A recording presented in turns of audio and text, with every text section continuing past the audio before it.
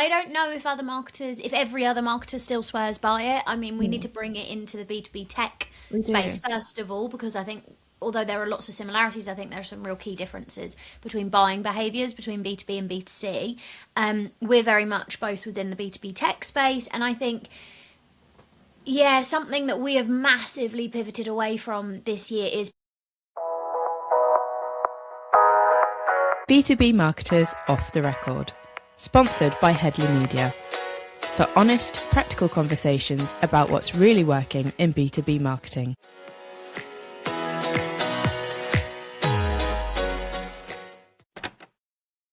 we are here to record our first episode of B2B Marketers Off the Record, and I'm so excited.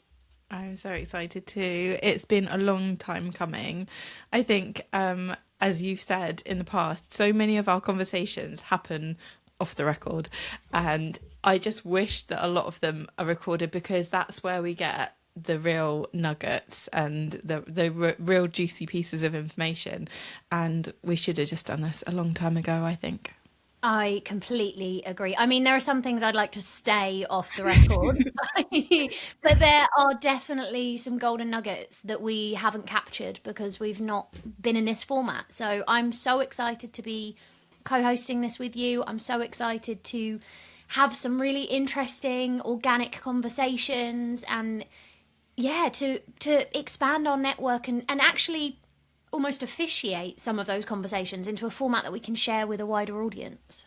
Yeah, 100%. So digging into that, we should probably explain exactly what this is going to look like, because we're both here and we have this history. We've worked together for a long time and been friends outside that as well. So we have this, that we knew that our conversations worked and we'd like to record them. But this isn't actually always going to be like that. We're kind of co-hosting almost side by side in a separate capacity, where we will host different guests from across B2B marketing, and interview them along the same sort of structure with 5 questions that we kind of repeat. So what was the idea behind that as well? Well, I just think consistency. So these are conversations that we have with a lot of B2B marketers on kind of a one-to-one basis, and to actually bring that to a wider audience, I think, is really important, and to give B2B marketers a voice and have that peer-to-peer relation, I guess, on actually, I've seen this change, has anyone else seen it change? For example, we kind of want to get a little bit under the hood of B2B marketing, what's evolving, what's changing, on kind of a wide spectrum, and get to know some of those senior or practitioner level marketers in the B2B tech space on a deeper level. The idea behind, I mean, we back and forth on how do we get this to market, and how do we actually utilize not only our resources but our own experiences to get this to an audience, and to have relatable conversations. And I think co-hosting is the way forward. I'm sad that we won't be only recording our own conversations, because as you said, we've worked together for so long. We've worked in 2 different companies together now, and we're friends outside of that and have been for many, many years. We don't want to put the audience through the pressure of having to listen to us like a therapy session week on week. But I think by co-hosting, we can divide and conquer, and we can match the personalities of the guests as well. So is it a more, do they want to be more challenged? Do they want to have more of a peer conversation? I think it should make for a really interesting dynamic and an interesting listen, hopefully. Yeah, 100%. I think it's exactly that, where you have, you're exposed to these client conversations all of the time, and there is a lot that's sort of, oh, okay, well, off the record, and a lot of like, oh, this is the thinking behind the campaign, this is the strategy. And so actually, if we can uncover a little bit of that without making it about their campaign and their specific context, it's kind of like leave the context at the door, and then come in and talk about like the why, and like, what you're trying to achieve, the bigger picture, and what people are like cottoned onto as well. I think one of our questions is really focused on like, what's one belief that's changed with you, and like how is it transforming over time, how is it changing, and what's the new thing? And that's just what we find when we talk about marketing all of the time, is one month it's this and the next month it's that, and it's completely changed, and you just have to be so like your ear to the ground the whole time. So actually this should be a really good like finger on the pulse type podcast, as who we're talking to what week and what's going on with probably AI, let's face it, is one of the biggest thing that is changing the landscape for us. So yeah, I'm really excited to kick off and get going with it. Yeah, me too. And I think by having the structure of the same sort of 5 questions, obviously, well, anyone that knows Chloe and I knows that we both like going off on tangents, and we start off a conversation on one thing and then we move in a slightly different direction. But by having the formality of the 5 questions that we're going to ask everybody, we should start to uncover patterns and trends and themes. And, you know, one of our questions is about what is one thing in marketing, a bet that you are making within your marketing plan that's making you feel a little bit uncomfortable this year. And I think we can, by asking these kind of slightly spicy questions, and like you said, context at the door, we're not looking for trade secrets in this podcast, but instead it's, actually, I feel really uncomfortable that I'm shifting 90% of my PPC budget away from PPC without an alternative, by way of example. That's something that we've talked about a lot, Chloe. This is very close to the bone. Yeah. But it, you know, something like that is going to hopefully resonate. And if other people can think, oh, okay, other people are also feeling uncomfortable about this, or someone at this tech company that I'm listening to through Off the Record is making this big change, it doesn't feel as isolating and as scary. And I think, yeah, if we can get the consistency with the questions, I'm excited to just hear what's going to come of the answers. Let me kick one off with you, because we're going to start the top of this podcast every single time with the question of, I mean, we're millennial marketers, right? So we've been in this game a little bit of time, more time than we'd like to admit. Yeah, absolutely. What is one belief in B2B marketing that has changed your mind in the last 12 months? Okay, so core beliefs. I mean, I think that I've always said that marketing is common sense, and that's probably underrating a lot of the skills that I have to be able to kind of, you know, discern and prioritize and things like this. And I just think that AI is changing everything. So I think, I mean, maybe it's not really changed, because that's still the human element that you need when working with AI as co-pilot. And that's kind of, I suppose, the accepted wisdom now, is that yes, you can use it, but you've got to be working with it, you know, no garbage in, no garbage out. But I guess it's that experience level that is changing, because you don't need, I guess you can come into it without, if you know some of the secrets of content, you can get that out there without having a whole back history of however many years experience, 15 years experience of marketing that we've got. You can do all of that research and have it kind of put in front of you.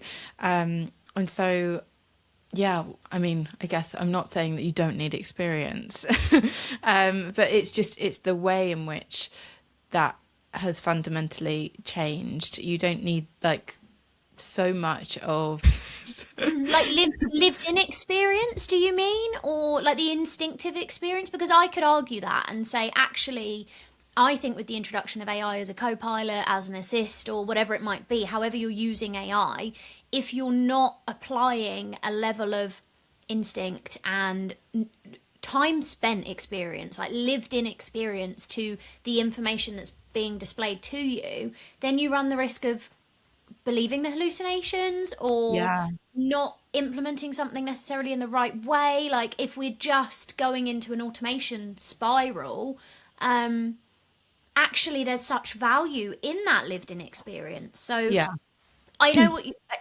I agree with a lot of what you're saying, in the sense I've changed my mind on AI in the last 12 months and how it can positively impact, because like 12 months ago we'd be saying, are we even going to have a job anymore? AI is coming for it. Robots are going to run the marketing plan and everything else. And I think there's some really cool examples of how AI is actually positively impacting and potentially providing an opportunity for the youth the youth of today, the youth, the green marketers that are coming into the industry Yeah. that maybe don't have that exposure that we had, like in office, listening, joining meetings that you wouldn't otherwise join if you weren't physically, invited into a boardroom to take minutes and things like that. That's where we cut our teeth, right? Yeah. So maybe there's pros and cons, but my confidence in AI has shifted in a positive direction in the last 12 months. Yeah. Still terrifies me, not gonna lie. I mean, there's so many different avenues that it can go in, isn't there? So it's like, yeah, you have to be able to use it with the ability to understand if the answer that it's giving you is close to what you should expect. And I think that part does only come from experience. However, it speeds up the ability to get that experience. So yeah, I think that that's kind of what has changed, but it just continues to, you like you said, our opinion of it in general has changed over the last 12 months, and then where it's going is going to, it, like, from one minute you're like, oh wow, ChatGPT can do all of this stuff, it's amazing, let's use it for everything. Then you're like, oh, it's all the same as all of the content that you're putting in is something that, or the questions that you're asking it is the same question as your competitors asking it. So what it's giving you is that same information back. So it's kind of like, you need to, where is like, what's going to add the difference? How is it going to help you level up on what you're already doing, not create something from nothing, because it can't. So No. yeah, it's so I guess that's the answer. I think it's a solid answer, to be honest. And I think what's interesting with the introduction of AI is the technical skill, I think. So the knowledge I don't think can be replaced. The experience, the lived in experience, the instinct, all of those things I don't think can be replicated by AI. But the technical experience, like Chloe, when we first worked together many years ago, do you remember we both had to learn HTML code to do microsites and landing pages and moonlighting as a very basic web designer, not to mention for my own MySpace and things like that. But that was a time. Now, I don't think, unless you're doing highly technical web design, then basic HTML coding and landing page creation, things like that, that's just not a necessity. Yeah. A skill that sadly I spent far too many hours doing that is now fairly redundant. Yeah. Inspecting source on websites to try and get the font or to get the color that they'd used or whatever it might be to try and replicate it on your own website or your client's landing page or whatever it might be. That's what I Yeah. find really interesting, the technical speed in which now, you bring in a grad and they're able to just spin it like that because they're not having to, do the notepad plus plus, whatever it was called, Yeah. and the coding and inspect source and create new landing pages and everything else. The thing is, you do think they're not. You kind of put them in this category of lost skills, and then you think, well, hang on, if we suddenly weren't allowed to use AI or any, if everything kind of goes back, some people will need those skills, and you kind of think. It's like, it reminds me of maths at school where the teacher's like, you're not going to be carrying a calculator in your pocket every day. And we're all there with like a phone that has calculator in your pocket every day. So it's kind of like, yeah, I didn't need to learn the triangle theories or whatever. They're like, it's kind of, there's something for everything where it's like, well, we're in this world that does have the tech. So it would be stupid to be doing it the long way. But it's, yeah, again, coming back to it and looking at how this is going to propel us forward rather than just kind of cut corners, I suppose. So shall we dive into one of the other questions that we've got on here that we're going to be asking our guests? So I'm just going to pick one at random. So what is something that you've stopped doing in marketing? So obviously we work as part of the kind of same marketing function, but what's something that we've stopped doing that other marketers still swear by? Ooh, I mean, there is a big one that we've kind of already touched upon in this conversation, PPC.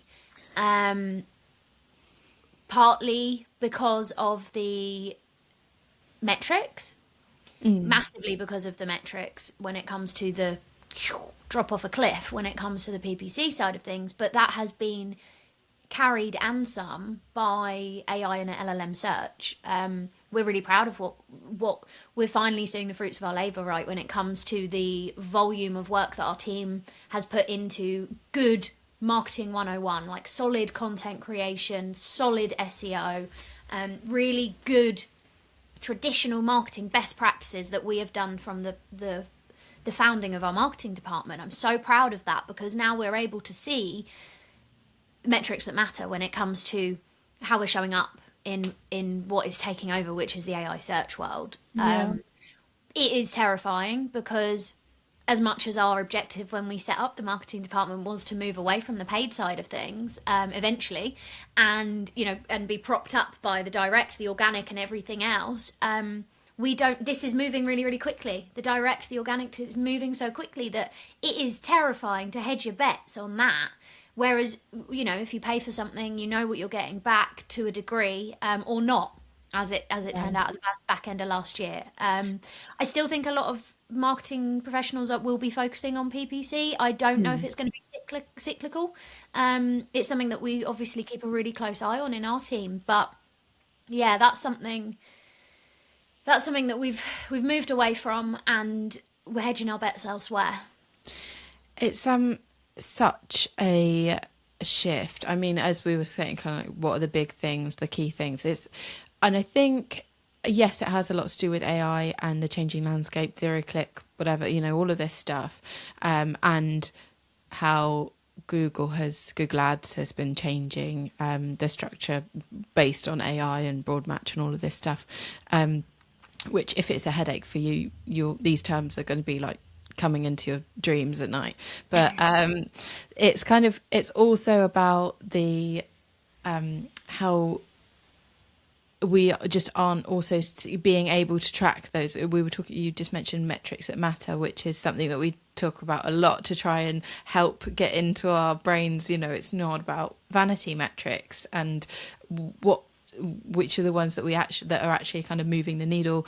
But yeah, it's really about how a lot of this stuff, the cookieless world that we're in, is really affecting how you track through those Google ads as well. So it does feel as we obviously haven't completely just turned it all off, because I think that would be too much of a risk. And again, I don't think many B2B marketers would be happy taking that risk, because there is results that come through that you can't track and you can't see. So if you turned it all off overnight, then you would see a bigger drop off than you might predict because of what isn't on your sheet, basically, that what you haven't been able to kind of track through. So it kind of is a symptom of a bigger reality of not being able to track much, and that does make most marketers really uncomfortable. So there's like this, there's always going to be a need to prove with numbers, not just words, what you're doing. And then that's where you kind of see, a reliance back on things like leads and like other measures of ways to get in leads, rather than just conversions from ads and things like that. Which is, it's a whole ballpark. Like, there's nothing, I tend to think of it as a whole like ecosystem of marketing of what you're doing. There's nothing that you can do over here that's not going to affect something over here. And, that, like you've kind of spoken about in other podcasts that you've been on, the what funnel, it's not, people are not following this like linear sequence. It is like, 3 years ago I saw you on stage at B2B Marketing, and then now I'm listening to your podcast. It's not like those touch points are not what you want them to be. They didn't just get 3 emails that you put in your automation and now they want to be a customer. Yeah, gone are the days of linear buyer's journeys, linear funnels, right? There are things that you can I think the thing that we're blessed with, and something that I really value at our company, is the fact that we are agile. So we Yeah. can be reactive as much as we be proactive. We can pivot, and as we do often, we pivot based on the reality of what's going on. I think the hardest thing is knowing which direction to move into when their metrics are so loose and vague, and that Mm. makes everyone in marketing uncomfortable, right? That is, well, not just in marketing, that makes just everybody uncomfortable when it's like, I can't, we can't get a beautiful line graph that just shows the engagement and the yeah, it's the same as, like, take it straight back to the most simplest analogy, the LinkedIn algorithm. You post one day, spike in engagement, you post the next day, crickets. Yeah. Why? Like, why? And that is a really good example of what is actually happening in the wider space, right? You get a Yeah. flurry of leads through one day, Yeah. inbound leads coming through, but they're really poor quality. Then you get a flurry of leads come through, inbound leads come through your website, and they're such high quality, and it's like, oh, let's do more of that. Oh, but they all just say they're organic or direct, or it's so loose. And I think there are things that you can do. I know some of the things that we've implemented have started to give us more insight into where they're coming from, and leads us beautifully onto our next question that I'm going to ask you, Chloe, which is, where are you currently seeing the best signal from your audience, and what are you doing with that information? Well, okay, signals from audiences can be picked up in all sorts of places. So it used to be like we were trying to funnel everything through into the website. So we were like, okay, well, more anything that we do is trying to generate traffic. That traffic is to go to the website, and then what they do from there is like, we'll see downloads of ebooks, or we'll see conversions into leads, and that's the conversion rate, and that's, be all and end all, really, to try and simplify it. But I suppose a signal these days, I think the most trusted signals, the most trusted information you can get is from your customers firsthand, from your customers and clients and prospects firsthand. So what are they actually telling you? Not just what you think from the patterns, because there can be, like we've just mentioned, lots of kind of underlying influences that are having a big effect on that story. But so what I mean is essentially their first party information that they're telling you. So at the bottom of our form, it's like, where did we hear from you? Where did you hear about us? And if they're saying AI search in there, then that's pretty clear that's where they've been, because you won't always necessarily be able to see that information in HubSpot. That journey might not be, and they might have seen you elsewhere as well. But to them, that's the most important thing, that they'll be thinking, okay, that word, they mean what aided that conversion? Why am I here? And What was the so, hook? yeah, so I think there's nothing more trustworthy than what they actually say themselves. Given if they're coming to you, I mean, there's a lot of that happens the other way, where they don't want to give you the truth. But I think from marketers, especially in the type of customer, the type of conversion that we see in our marketing, that might not be the same for everyone, of course. Other people might find that they do, it's their social comments, or it's their, which again would be kind of arguably from the customers themselves, but it could be bigger trends that they're seeing, search terms and things like this. But again, that's all to play for at the moment, where the AI and LLMs are influencing traditional Google search terms and things like this. So I think, yeah, for me, it's all about customer-centric point of view, and further into that, you can be interviewing your customers, your prospects, and kind of really get from the horse's mouth. I mean, that's kind of the marketing 101, is speak their language of, like, what are they saying? What is the truth? And obviously, we kind of, in marketing, you always have a bit of an advantage, because you can go, what do I do? What feels right to me? And start from there to build out a picture of what are their influences and what do they want and how did they find you, to kind of build a accurate path.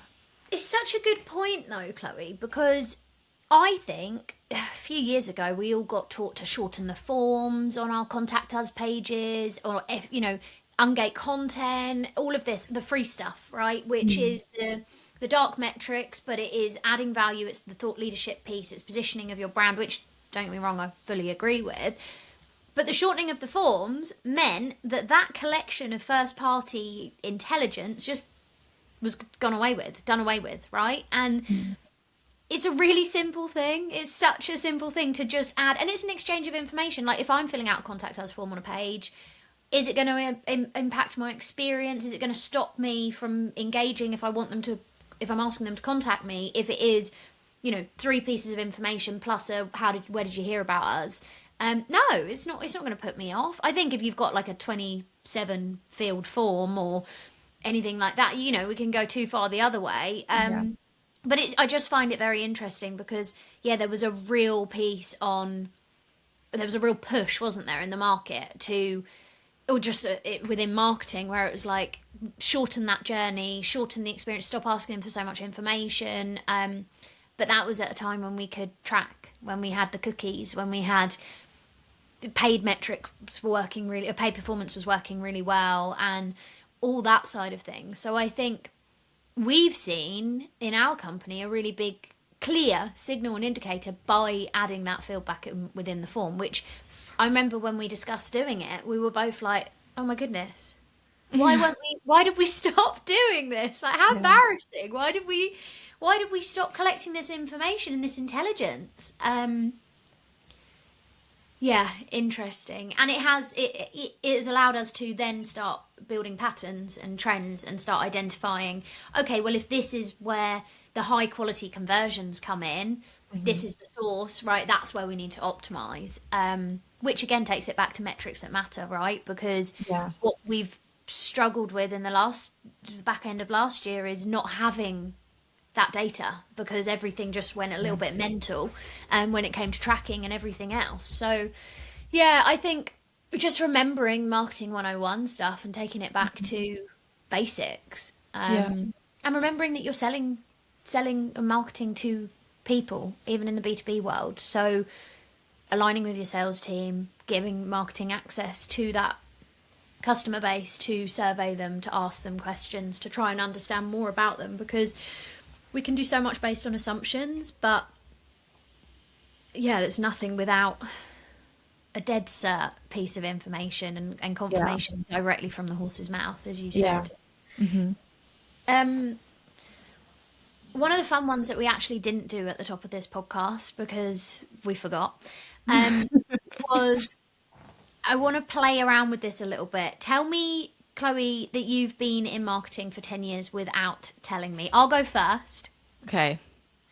QR codes the first time and the second time. The first time and the second time. That's a funny one as well, because I only recently realised that you can make your own QR code in Microsoft Word without, I don't know, without going onto another website and trying to get it to do one for you. So there you go. That's a trick that all all marketers can use. And if you can't figure it out, just go to the Copilot thing that's in there now. So it's just so easy. Oh, okay. So what would I do? Millennial Copilot. I think that obviously at the top of this podcast, you were saying we give ourselves away by being millennials, and then you've said things like pivot, and which is Yeah, which you is did. I don't know if like that. I definitely picked up on the Friends quote as I said pivot, and I was like, oh, how many times can I say it? Pivot. Pivot. I don't know. I think it's like it's got to be something to do with the patterns of human behavior when something new comes in. So it's kind of like that, like QR codes once and then twice. But it's like, at the start of social media and everything, and they're like, no, or like that's, B2B, that, those ads will never work for a B2B marketing like situation. And then you're like, okay, look at all these companies who are on TikTok or on Facebook ads that are working really well for some B2B companies, and you're kind of like, okay, whatever, I don't know. There's always like that time where it's like, well, there's rejection, that initial rejection, which I suppose is, again, kind of going back to the marketing 101 theory. There's always like the early adopters, and then and it just has to kind of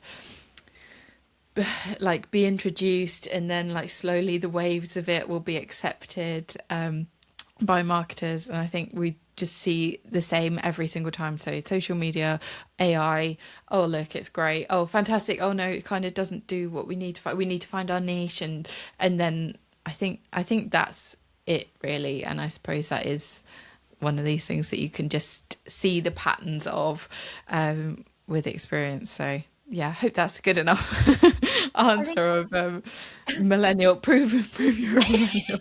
Proving you've been around the block. No, it's really true, and it's the same with everything. It's the same with every advancement in technology. It so directly impacts marketing. You know, everything is so heavily digital now that any advancement in technology. Oh, I mean, we were here for the first cycle of marketing automation.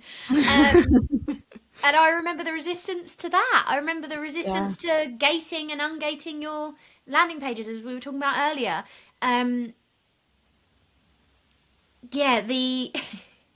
I saw a post the other day on LinkedIn, actually, just going off on a slight tangent, which was around getting your first business card. Do you remember receiving your first pack of 250 business cards? What the hell you were going to do with 250 business cards at that point in your career, I do not know. I mean, I scattered mine across the local pub. I gave it to my friends, my family. I think my mum stuck it on the fridge, probably still there. And it was, again, similar sort of vein, where it's like, tell me you've been in B2B marketing for 10 years plus without telling me. And someone was just literally like, business cards. The first time, the second time, for every promotion. I still love a business card, though. I still, and I remember being so incredibly proud of my first business card, and even every single one since. It's like, you don't get a promotion, and then if you get a promotion, you don't get a business card. It's like, it didn't actually happen. Did it even exist? Yeah. Absolutely. We're back to tracking things. This is proof in your hand that you got that promotion. This is evidence. And then taking it back to QR codes, I remember when we were agency side, literally going in to pitch internally, but to pitch a concept of a business idea to then take to the client to pitch it. And myself and my colleague at the time, Janice, we were pitching for QR codes. It was an event, and we were like, we think we should blow up QR codes, stick them on the side of the stand at the event, at the trade show. People can scan it and everything else. And I remember that concept getting poo-pooed massively. QR codes are out, they're gone. No one's got a QR code scanner on their phone. You used to have to have an app to scan a QR code. Then in came the pandemic. In came QR codes, and they are now still, championing 100%. QR codes. And you don't need a QR code scanner. Yeah, exactly. Now it's second nature, isn't it? And like, yeah, you're right. I think COVID had a really good impact on that. That must have been the pinnacle of that Super Bowl moment where they did that ad where the QR code just like the old screensaver, and then everyone's like, whoa, and it hits the corner.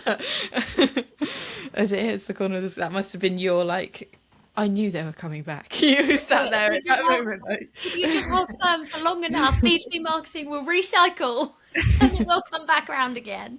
Exactly. Okay. I guess we've given a little bit of intel into our working relationship and our friendship. I wonder if it would be helpful to just give a little bit more context to, from your point of view, Chloe, what you're seeking to achieve through this podcast. Yeah, I think it's just a really interesting conversation for us to be having. There's a lot of B2B marketers doing podcasts, but this is kind of it's called Off the Record for a reason, and it isn't just about talking campaigns and results. This is the ability for people to come and kind of just share their honest conversation, their honest feedback about how they're really feeling, kind of a bigger, like a zoom out on the picture, and to feel like like you said, that they're not alone in this. Loads of people are feeling exactly the same, and give that kind of ability for them to think, okay, we're on the right path. Whether it's okay, no one knows what they're doing, or okay, they're experiencing the same problems as me, but we always kind of get through it. It's kind of more of a like the emotional state of marketing of B2B marketers. But I think that that's kind of where the point of difference is. It will be kind of, like you said, it will follow the structure that's really highly kind of consumable, repeatable, but actually because people are talking about the same questions, it really will, over a few episodes, give that kind of snapshot of different people experiencing the same thing within B2B, and then just encourage the wider conversation. I think that's, again, kind of as we started the podcast talking about how you and I have conversations and they go off on tangents and all of this, but we add the context of what's going on in the world and where do we then see this going, and try and get out of the day-to-day, the like kind of the monotonous, here's the results, we ran this campaign, this is how many people it reached, this is, all of those things, and kind of go, okay, well, bring it back to the psychology of marketing. What do the people care about? What are we trying to do? And that might just help bring people together a little bit and have a bit of a community around it. Yeah, I love that. And I'm really excited for this to go to market. For anyone listening, if you've made it this far, then thank you so much for being patient with us. We'll be reaching out to B2B marketers, to various guests that we would love to have on the podcast. Both Chloe and I will be hosting it, not together, we'll be doing it separately, depending on the guest, depending on the connection that we have with that guest, and how the intros come about. But we're really excited to take this forward and create a safe space for marketing professionals to have a conversation off the record with peers in the space, and to vent. A little bit of therapy, nothing wrong with a little bit of marketing therapy, of course, but also to, a problem shared is a problem halved. And I think that's really, truly what we're trying to achieve here. Any closing remarks, Chloe? I don't think so. I mean, what we're going to kind of ask is, our guests, we're going to be asking kind of, okay, who else should we be talking to kind of expand this conversation? So that's what we would be ordinarily asking. So maybe I'll put you on the spot and be like, Freya, who is your... And it's not just going to be who do you want on first or who do you want on next, but who would be the ideal person, be like, the podcast has made it, if we could get them on our podcast. Oh my goodness, there are so many people. I mean, behind the scenes, Chloe and I have obviously been building out a list of guests we would absolutely love to have on the show, people that we would just love to have a conversation with and get under the hood and understand more about their experiences and everything else. If there was one, I don't think it's fair for me to pick one single person, especially if they listen to this and... Or someone that isn't the person I'm going to say listens to this and I reach out to them for them to be a guest, then I think you've set me up for failure here, Chloe. I refuse to answer. That's how you become the top salesman. Just don't accept anything you don't think is going to work. Exactly that. Expectation setting. No, I don't know. I think I'd love to speak to someone that is heading up like a community, the development of a community in the B2B marketing space. I think the marketing of a community is really, really interesting, and I'd be really interested to see how they're building their audience, what signals they're seeing from their target audience and ICP.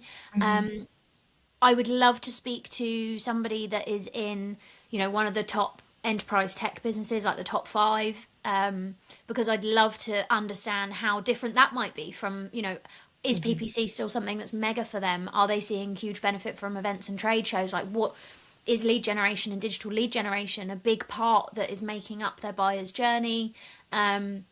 I'd love to speak with someone that is experimenting with cross-sell and upsell targeting when it comes to ABM and things like that. I think that that would be an interesting conversation to understand if they're a pure play ABM marketer, what has changed for them in the last 12 months? Are they having to expand, or are they, like lots of the clients I speak with, are really now focusing in on their existing customer base, but cross-selling and upselling and expanding their footprint inside of those key accounts? So yeah, there's not one single individual. I think I'd just like to get a variety of conversations, because I would really like to start comparing people's experiences, I guess, not in a competitive way, but in a, wow, that's really different in that industry than this industry inside of the B2B tech community. Yeah. I'd like a bit of faith that PPC is working somewhere. I'd love someone that is focused on, maybe their agency side in an SEO company, and they're, selling to marketers, but how are they packaging the SEO side of things, and what difference are they seeing when it comes to engagement? Are they having to expand their agency services to include AI integration, for example? Not necessarily diving into the trade secrets and the sensitive information, but like, how is their targeting for their ICP changing based on what's going on in the macro and micro environment? So my wish list is quite long, but hopefully we'll make for some very interesting conversations. How about you? Who would you love to see on the pod? So I would like to get people that, again, are in marketing, doing the marketing, and I want to see to have conversations that touch a little bit on the technical side in some instances of, like, because my kind of realm is the higher view, that kind of like strategy, and although it does encompass all parts, obviously, as you can imagine, kind of making sure that everything is on the same path and you've got kind of a cohesive plan and all of that kind of thing. So I think what's really interesting is actually sometimes conversations that do get down in the dirt with kind of tips and tricks and things like that. That's kind of like, oh, okay, I see the foundations of what is driving what we're seeing, and things like that.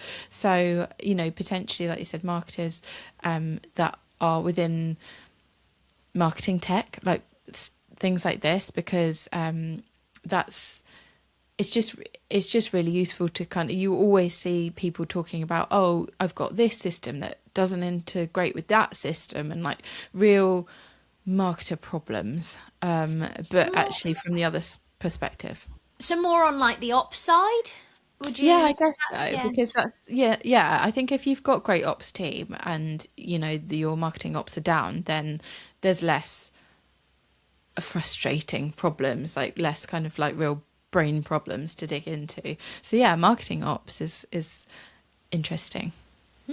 Interesting indeed. Well, I'm excited to see who joins the podcast next. This has been really fun. Thank you so much, Chloe. We could talk for hours, so I think it's best that we don't cover all 5 of the questions, and we just keep it to a few. But running along a similar thread, I think this is a podcast for B2B marketers by B2B marketers. It is to get into the mindset of others in the space, to share peer stories, and hopefully get some hacks along the way, because we love a hack. We love the QR code creation in Microsoft Word, by way of example. Exactly. Heard it here first. Unless I'm going to find out now, I'm the last to the party. Everyone knows this. The QR code generator.com has been propped up purely by Chloe Addis. Yeah, absolutely. Amazing. Thank you so much, and catch you next